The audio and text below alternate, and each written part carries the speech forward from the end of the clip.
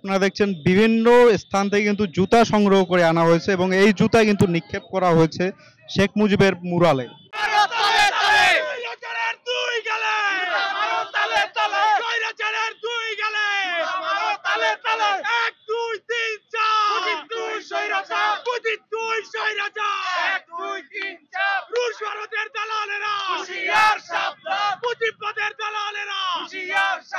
আমাদের নেতা ছিলেন, এটা কেউ কখনো অস্বীকার করেনি। স্বাধীন বাংলাদেশে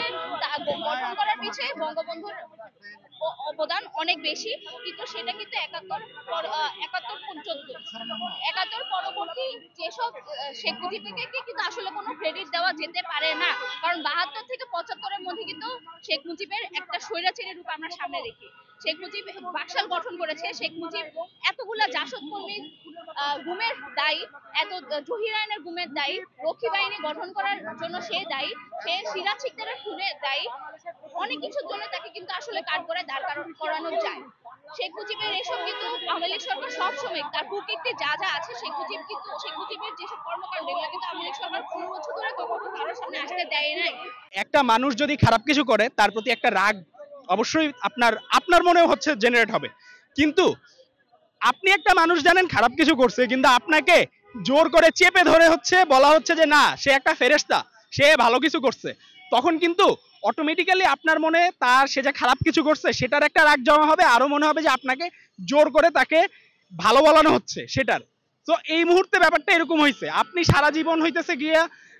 জেনে আসছেন, হিস্ট্রিক্যাল ডকুমেন্টস খুবই অ্যাভেলেবল, এগুলো পড়ে আসছেন যে মুজিব এগুলো এগুলো করছে, কিন্তু ঠিকই হচ্ছে কি এতদিন দেখা যাচ্ছে তাকে আমাদের দেখা যাচ্ছে রীতিমতো পূজা করতে হচ্ছে। তার জন্ম 100তম জন্মদিনে আইসা হইতেছে পুরা ফায়ার ওয়ার্কস দিয়ে হচ্ছে কোটি কোটি টাকা খরচ করে ফেলছে। আমরা আর কখনো আওয়ামী লীগকে মুজিবকে কেন্দ্র করে একটা ধর্ম হিসেবে দাঁড়াইতে দিব না, এই মুজিব ধর্মকে দাঁড়াইতে দিব না, এই জন্য হচ্ছে আমরা এই আজকের এই কর্মসূচি করছি। জানি যে ঢাকা বিশ্ববিদ্যালয়ের যেই লাইব্রেরি, সেখান থেকে শেখ মুজিবের যেই